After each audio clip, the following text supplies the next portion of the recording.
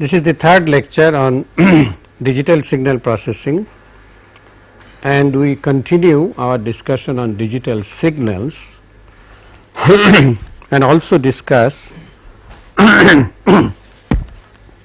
digital systems today. In the previous lecture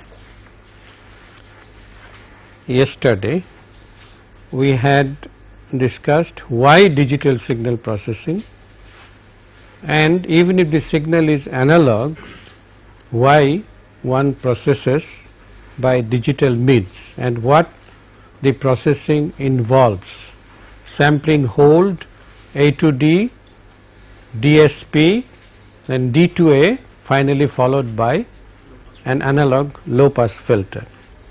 We had enumerated the advantages of DSP. The major advantage, the dominant advantage, is linear phase. For communication engineers, it is a boon that there is no delay distortion in processing a signal.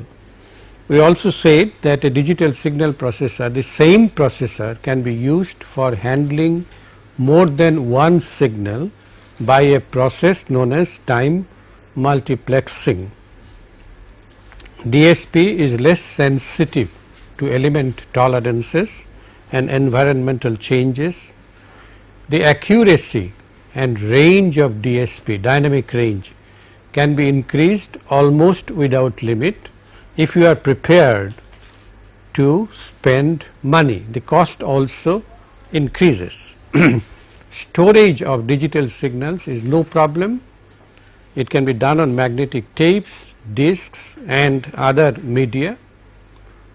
Low frequency processing is no problem because there is no inductance to bother about, and the characteristics of a DSP can be changed very conveniently by changing one or more coefficient. It is simply changing a number.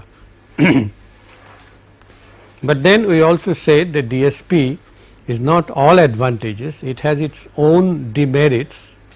First is that the hardware complexity is much more than in analog signal processing. Then there is a limitation on the highest frequency that can be used because the sampling frequency is limited. For sample hold and A to D conversion, it is limited. Current status is about 10 megahertz. You cannot go beyond that. So the signals that you can handle can go only up to 5 megahertz, half of the sampling frequency. Then power dissipation is a problem, but I have told you that research is on to reduce the power as much as possible and ultimately to zero, because particularly for implantable devices where the aim is that the device should work from body temperature.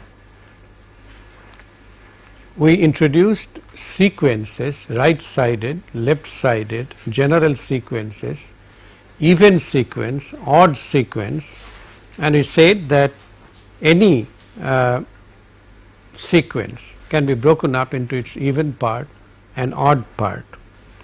Then we talked about bounded sequences, absolutely summable sequence, finite energy sequence or square summable sequences, and then we also defined a quantity called average power. For a periodic signal, average power needs to be calculated over one period only, because every period is a repetition of another period. Then we introduced the elementary digital signals, namely delta n, the unit impulse, and u of n. Delta n is the most elementary signal and it differs from delta t of analog signals in that it is much simpler. Its amplitude is simply 1, it occurs at n equal to 0, and u of n can be represented as a combination of delta n minus k, k equals to 0, to infinity, and delta n similarly can be represented as u of n minus u of n minus 1. Okay. So, this is the relationship between delta n and u of n, and any arbitrary sequence can be expressed in terms of u of n and delta n. Let us take an example. Suppose you have a sequence which starts from 0, then 1 at 1, 2 at 2, and let us say 3 at 3, 1, 2, 3. Okay. Obviously, we can write this as, suppose this signal is x of n, all other samples are 0. This goes without saying. Whenever we draw a finite length signal, what is the length of this signal? 4. Okay. Because the sample at 0 also has to be taken into account. You might say its length 3. This 0 could belong to these zeros, all right. So, there is a fuzziness here, okay. But we can obviously write this as delta n minus 1 for this signal plus twice delta n minus 2. We can also plus 3 delta n minus 3. So, we have expressed x of n in terms of deltas. X of n can also be expressed in terms of u of n as u of n minus u of n minus 4. What is this? This is a gate from 0 to not 4, 3, because u of n minus 4 is subtracted, and therefore, this represents this gate, and we see that the amplitude is proportional to n. So, we simply multiply by n. Agreed? Any arbitrary signal, there are a large number of problems in the textbook, you should work it out. Any arbitrary signal can be expressed in terms of u of n and delta n. Now, one sequence that is very often used is the so called exponential sequence. Exponential sequence, and exponential sequence is of the form some constant a alpha raised to the power n. In other words, the sequence is, if it starts from n equal to 0, then a alpha squared, a alpha cubed, and so on. If it starts at n equal to infinity, then it starts from a alpha to the power minus infinity, then it reduces a alpha to the power minus 1, a, then a alpha squared, and so on. Now, if this extends from n equal to 0 to infinity, the way to ensure this is to multiply this by u of n. U of n is 0 for n less than 0, and it is 1 for n greater than equal to 0, and therefore, this ensures that this is a right sided signal starting from n equal to 0. Is this a bounded sequence? Is this a bounded sequence? Obviously not.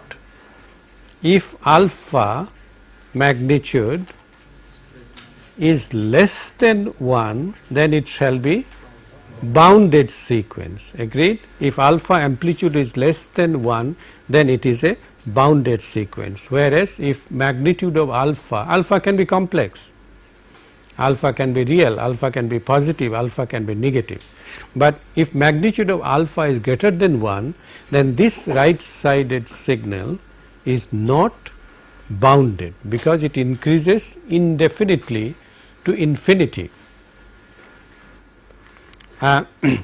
If it is not right sided, if we take the general signal a alpha to the power n, then is this bounded? Are there some conditions which will make it bounded sequence? No.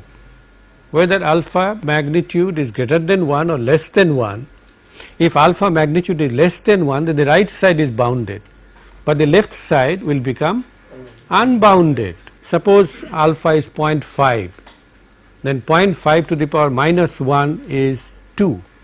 0.5 to the minus 2 is 4. So, it goes on increasing on the left hand side. So, this signal in general is unbounded irrespective of the magnitude of alpha.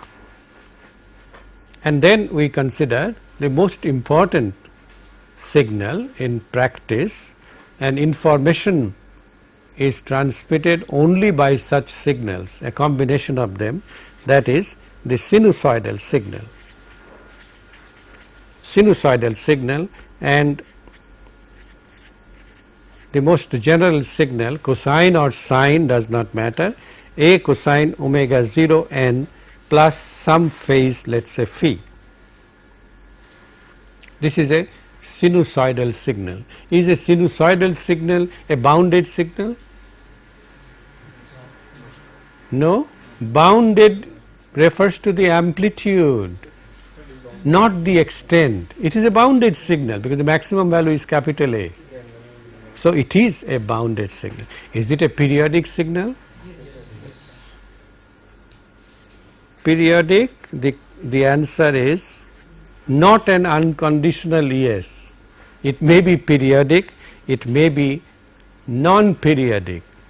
If it is to be periodic, then if we denote this by x of n, then there must exist a quantity capital N such that it is equal to x of n. Agreed? Let us test whether it is periodic or not. We have cosine of, forget about A does not affect the periodicity or otherwise. Suppose you have cosine of omega 0 n plus n plus phi. If this is to be equal to cosine of omega 0 n plus phi, then obviously omega 0 capital N must be equal to an integral multiple of twice pi. So, it must be twice pi r, where r is an integer. Okay? In other words, omega 0 by 2 pi must be equal to r by n. Now, this is not guaranteed. Omega 0 by 2 pi, that it would be a rational number, that is an integer divided by an integer, is not guaranteed. For example, cosine of 3n is not a periodic function, because 3 divided by 2 pi, pi is not a rational number. Pi is not 22 by 7, it is infinite number of digits. Okay? So, cosine of 3n is not a periodic signal. In other words, while all analog sinusoidal signals are periodic, a digital sinusoidal signal may or may not be periodic. Is that point clear? Suppose we have 3 signals, let us say x1 of n, x2 of n and x3 of n, and suppose each of them is periodic, of period n1, n2 and n3, and then let us make a combination of these 3 signals, that is, I multiply x1 by alpha, x2 by beta and x3 by gamma. Let us call this as x4 of n. I make a linear combination of these 3 signals. The question I ask is it periodic? It is surely periodic, but the period is the period n4, period of x4 is the lowest common multiple LCM of N1, N2 and N3. Let us take an example. Suppose N1 is 3, N2 is 5 and N3 let us say is 12, alright. Then the LCM of 3, 5 and 12 you can easily verify is 60, isn't it right? Because 12 is 3 multiplied by 4 and 3 is already contained there. So, it is 60. After 60 cycles X1 executes 20 periods, isn't that right? 20 cycles. After 60 cycles N2, that is X2, executes 12 complete cycles and X3 executes 5 complete cycles. So, at this number 60, each of them must have completed an integral number of cycles and therefore, the combination is periodic with a period of 60, alright. So, sum of digital periodic signals is also periodic. If these are prime numbers, for example, one is 3 and the other is 15, it is simply 3 times 5, 15. But if they are not primes with respect to each other, then you have to take the LCM of these 3 numbers to get the total period. Now, we go a little more into the interpretation of this signal A cosine omega 0 n plus phi. How does one obtain such a signal? Suppose you have an analog signal A cosine omega 0 t plus phi. Okay. Let us take in general omega n plus omega t plus phi. Okay. Then to obtain this signal, this is a digital signal. How do you obtain it? Sample it at every capital T. Then what you get here is A cosine omega n capital T plus phi, and after A to D conversion you get A cosine omega n plus phi. So, what is omega? Omega is capital omega multiplied by T, which I can write as omega by Fs.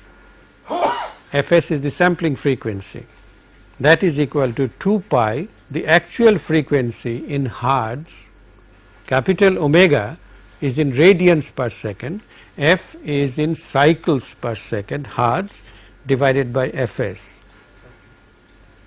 And therefore, you can also write this as 2 pi omega divided by omega s, ratio of angular frequencies or ratio of hertz frequencies, cyclic frequencies.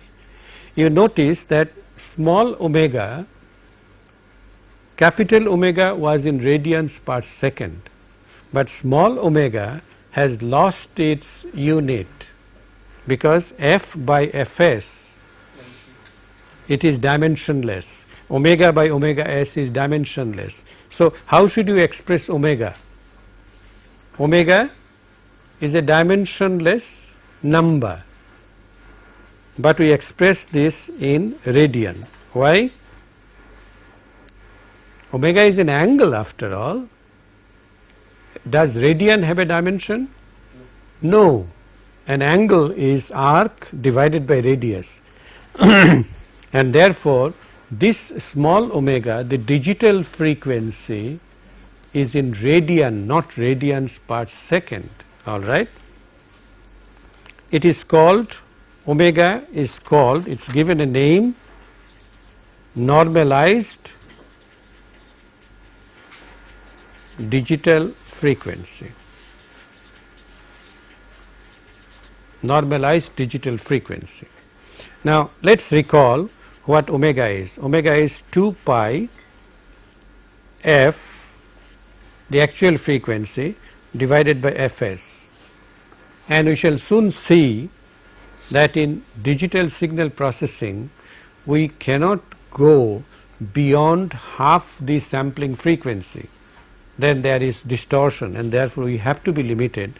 So, omega max is equal to 2 pi Fs by 2 divided by Fs, which is equal to pi, right, and therefore the range of normalized digital frequency is 0 to pi, and for a real signal whatever positive frequency is there, there must exist a negative frequency also, and therefore the actual range of omega is minus pi to plus pi, and this is called the base band or the band of vision, the band where you have to focus your attention. In DSP, this is an advantage, this is fortunate that our range of vision, we do not have to go to infinity, our range of vision is limited between 0 and pi if you want to plot the magnitude and so on. It is only positive frequencies that we bother about, but you must keep in mind that our range of vision in the spectrum domain is minus pi to plus pi, whereas in analog frequency you have to go from minus infinity to plus infinity. The whole range is now compressed to minus pi to capital Pi. This makes life simple. You do not have to compute beyond pi. But you must remember that small omega is a normalized frequency. It is not the frequency in radians per second, it is in radians. We shall come back to why the restriction on f a little later. Now, digital signals can be subjected to some operations on sequences. First is multiplication.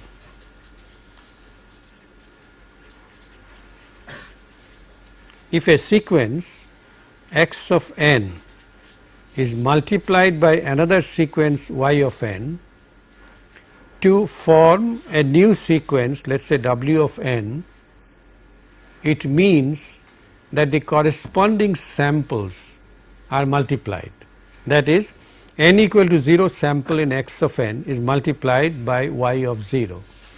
W of I, the ith signal in W is obtained by ith signal of x multiplied by ith signal of y, and the symbol used for it, multiplication, which is nothing but repeated addition, is y of n, x of n, and then w of n. See, multiplication is a non-linear operation, and very few instances we resort to multiplication, to a non-linear operation like this. However, as you shall see later, in FIR filtering we do use multiplication of two sequences. We multiply the given sequence by what is called a window function, and there does exist cases where the multiplication has to be resorted to.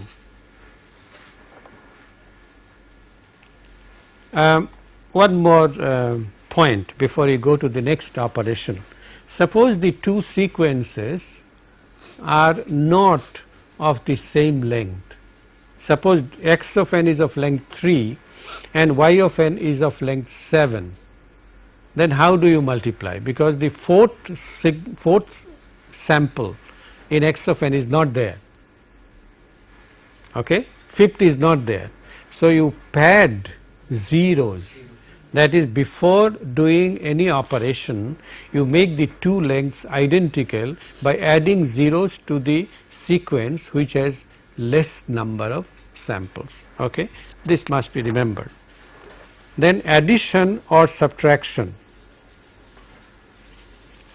A similar procedure that is when you add Wn, when you add x of n to y of n, add or subtract, then the corresponding samples are added to form the new sequence Wn, and the symbol that we shall use is the summation sign, two inputs x of n and y of n, and if it is simply addition, then we do not assign any sign to the arrows, but if it is subtraction, then we assign a negative sign here.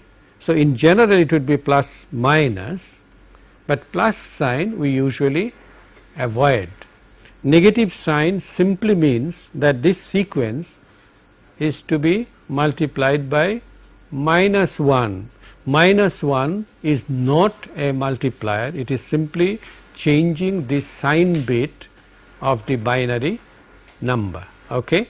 So, we do indicate a minus sign only when subtraction is involved. If addition is involved, we do not do that. One more point that needs your attention is in digital signal processing, as you know, in digital hardware, we cannot add more than 2 numbers at a time.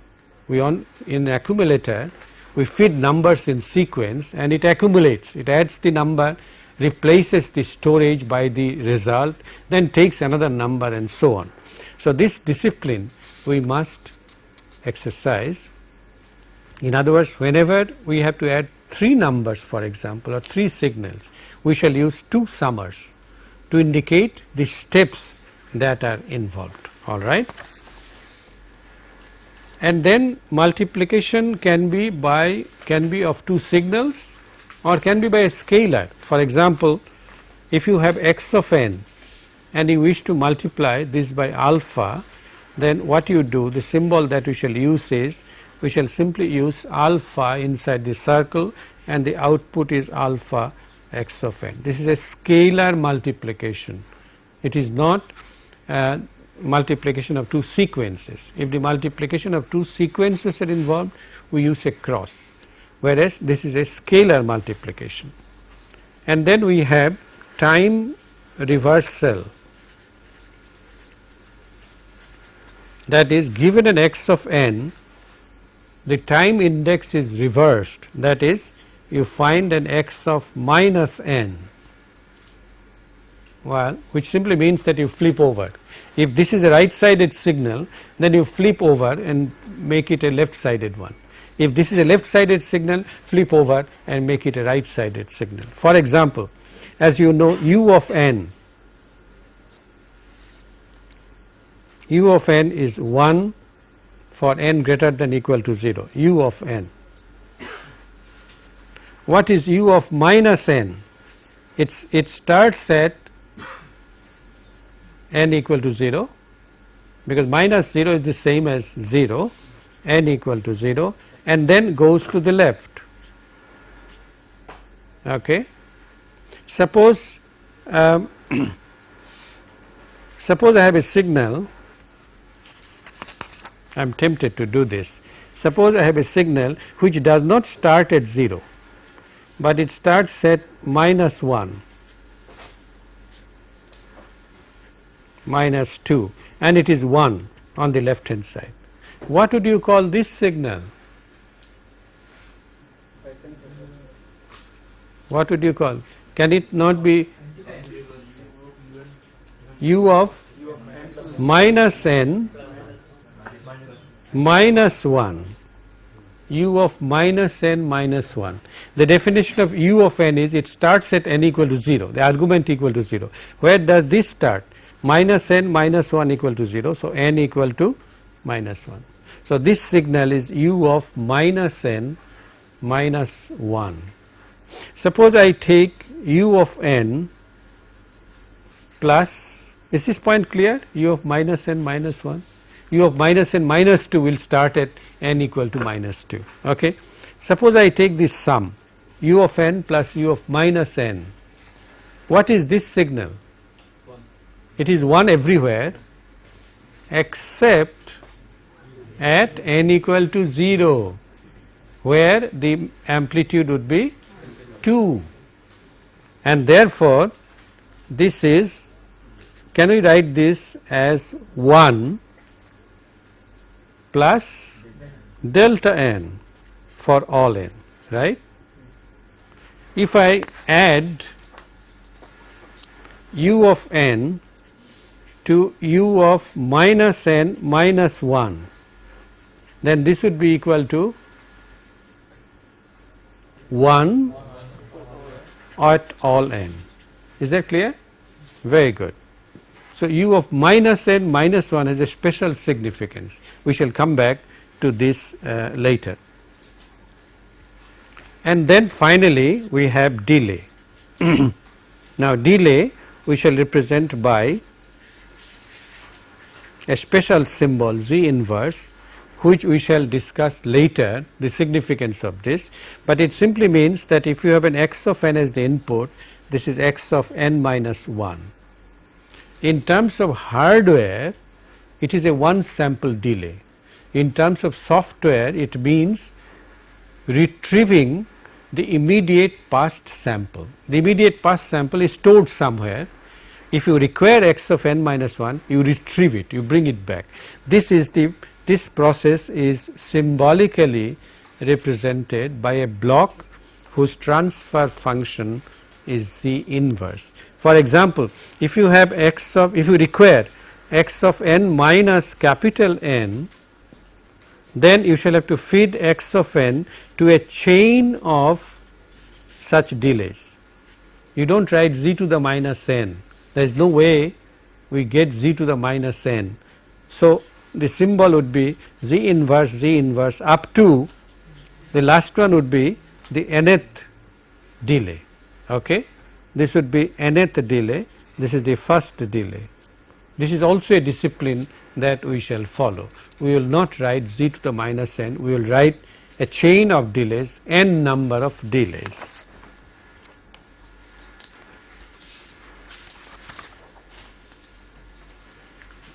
A digital system,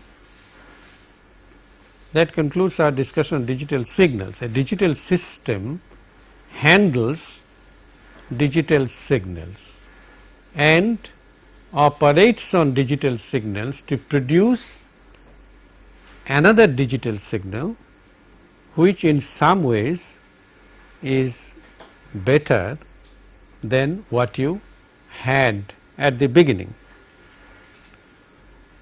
Let us take a very simple example of a digital system. Suppose you have an x of n which is scalar multiplied by B0 and added to a delayed version of x of n. If this is x of n, this is x of n minus 1. In such diagrams, you must indicate arrows, because arrows show the direction of flow of the signal. Okay? So, x of n minus 1, you multiply this by B1 and add it here. Okay? To make things a little more involved, let us say that we have another summer. We could have combined these two summers, but we do not do that. We use them separately, whose output is y of n. It requires another signal, and this signal is derived from y of n through another delay Z inverse and multiplied by, let us say, D1. Okay. Then you can see that y of n is equal to x of n B0 x of n, B0 x of n, then plus B1 x of n minus 1, then plus D1 y of n minus 1. So, this is the symbolic diagram for this digital system. In this digital system, the equation that describes it is a difference equation you have x of n minus 1, you have y of n minus 1. This is called a difference equation, exactly like exact counterpart of differential equation in analog signal processing.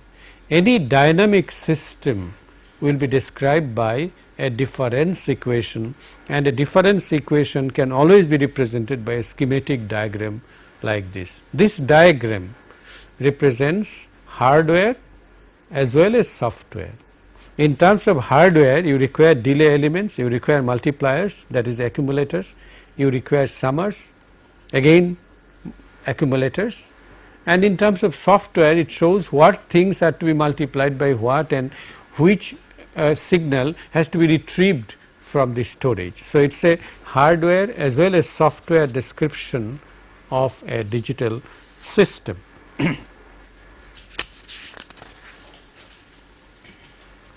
We now look at the sampling process. We have already introduced small omega, the normalized digital frequency. We now look at the sampling process in a little more detail.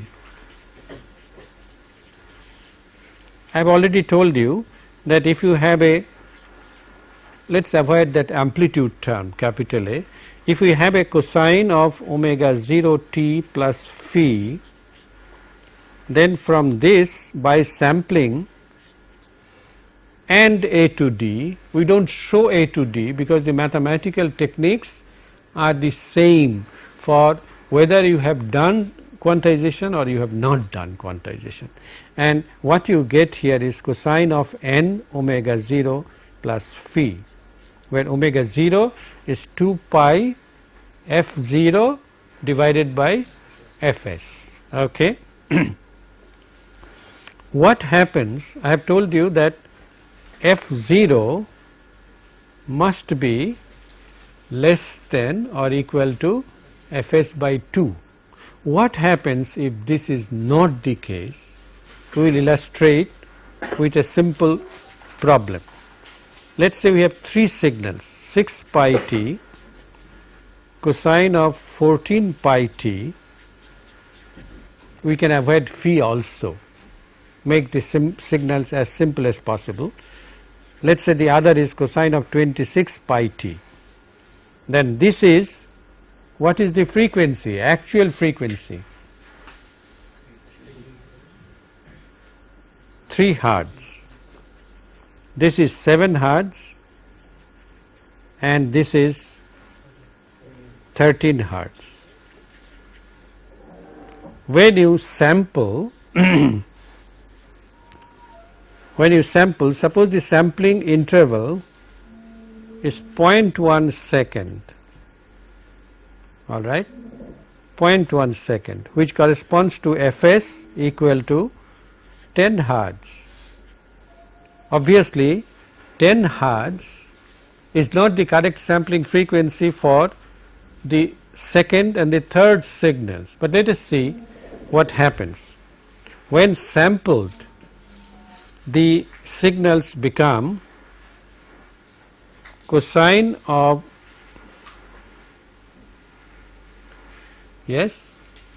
6 pi t, this will become 6 pi n capital T, and capital T is 0.1, and therefore this will become 0.6 pi n, the first signal.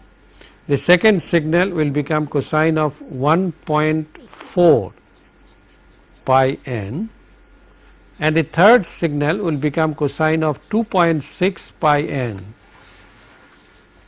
But 1.4 pi n is 2 pi n minus 0.6 pi n.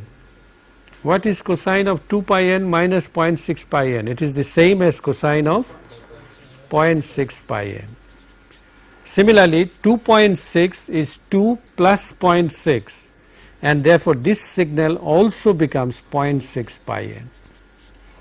In other words, the 3 signals become indistinguishable. This is what inadequate sampling frequency does. The 7 hertz signal now poses as if it is a 3 Hz signal. A high frequency poses as a low frequency. Similarly, 13 Hz signal poses as 3 Hz, and therefore, if the initial signal was a combination of 3, 7 and 13, the signal after digitization or after sampling becomes simply 3 Hz. Higher frequencies pose as low frequencies, and this process is known as aliasing, usually used in criminal language. So and so, a terrorist, alias so and so, alias so and so. Well, it is the same idea that has been taken here, that is higher frequencies, not a criminal. I mean, it could be as good a signal as the lower frequency one, but they pose as if they are lower frequencies, and the distortion due to this factor is known as aliasing distortion. Now, the way to contain aliasing distortion is to ensure that this quantity omega 0 is less than or equal to pi. If it exceeds pi, you see this exceeds pi, 1.4 pi. So, you could say 2 pi minus 0.6. If this is less than pi, then there is no problem. Okay. For example, suppose capital T is 0.02 second, that is Fs equal to 50 Hz. All right. Then what will be the signals? Signals would be cosine of how much? 0.12 pi n, cosine of 0.28 pi n, am I right? And cosine of 0.52 pi n. Agreed? And each of these, each omega 0 is less than pi, and these three signals are distinct. They retain their original frequency or the spectrum. What is the lowest sampling frequency which shall make the highest frequency omega 0 equal to pi? Obviously 26 Hertz, that is capital T equal to 26 Hertz will make the last signal as cosine of pi n, right?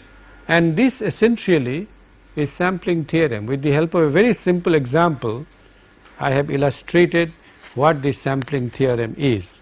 If the sampling frequency is not adequate, adequate means it's not at least twice the highest frequency content of the signal, then there shall occur aliasing distortion and the message would be distorted. There is no way that you can recover the original signal. Now we come back to digital systems. Digital systems. As I have already said, a digital system, a digital signal processor takes a digital signal x of n and does calculations on x of n and its previous samples to produce a new output y of n. Before we go into the formal characterization of digital systems, let us take a few examples. The first example that we take is an accumulator. Accumulator. An accumulator simply adds up the signals. It is the signal x of L, suppose it adds up from minus infinity, L equal to minus infinity up to the present instant n. This is an accumulator. one more signal comes, x of n plus 1 comes, it also adds it, 2 numbers. Okay. The previous number that has been accumulated to the present number. Okay. Now, I can write this in many different ways. One of the ways that I can write this is that if I change n here to n minus 1, what shall I get here? Y of n minus 1. So, I can write this as y of n minus 1, and what am I missing? Plus xn. So, this accumulator can be described by a difference equation like this, yn equal to, where we have avoided the infinite summation. This is an infinite summation.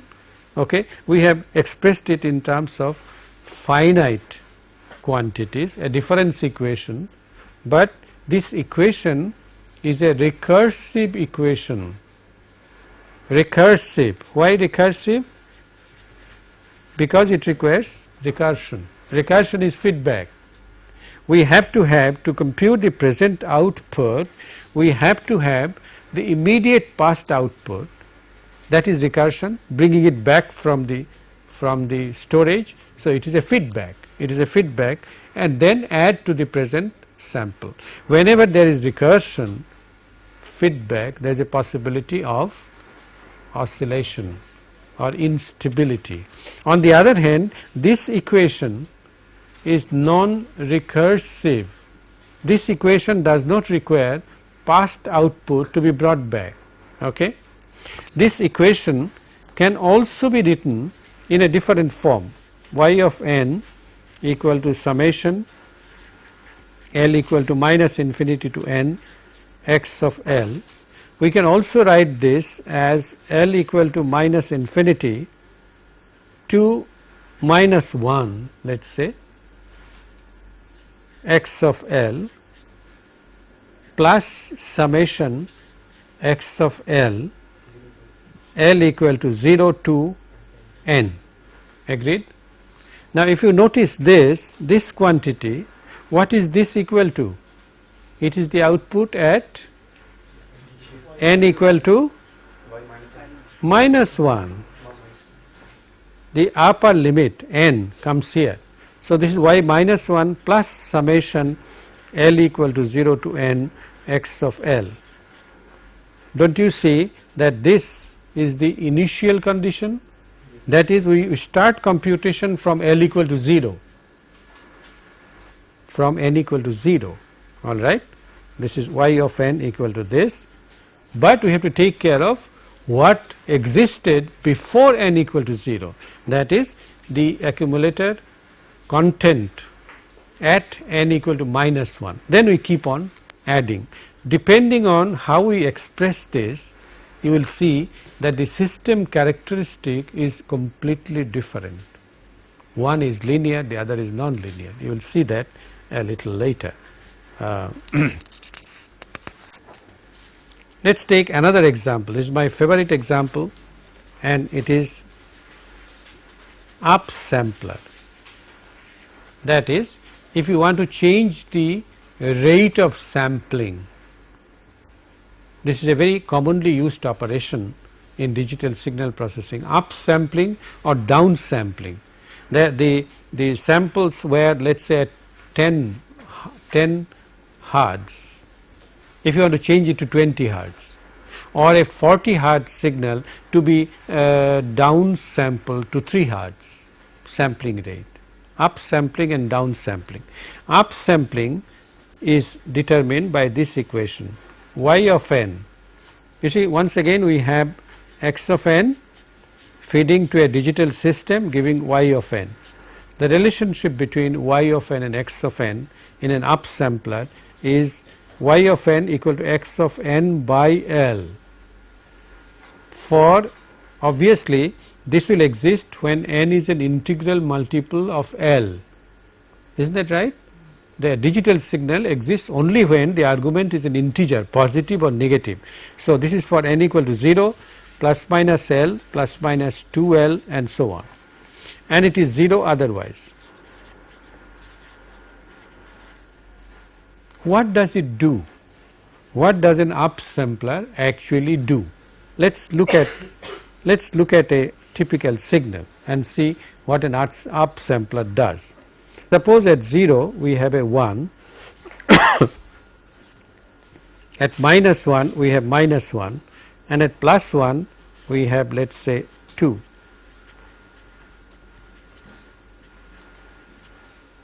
+1. Okay. Suppose this is my signal x of n, and suppose L equal to 3, L equal to 3, L is an integer number. What happens to y of n? Let us try to draw this.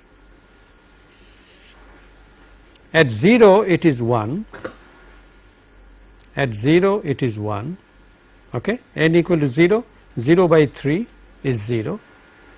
Then at n equal to 1, 1 by 3 does not exist. So, n equal to 1, it is 0, n equal to 2, it does not exist, n equal to 3, it exists and the value is 2. Yes, n equal to -1, it does not exist, -2, it does not exist, -3, it is -1, and the rest of the samples are 0. So, what has it done? It has not changed the picture. The picture is the same, it has expanded. How? It has padded 2 zeros in between every 2 samples. So, upsampling by a factor of 3 means filling up 3 minus 1, 2 zeros in between consecutive samples. We shall see later that this changes the nature of the system. We shall see that it is a time varying system. We shall see later. I think we should stop here.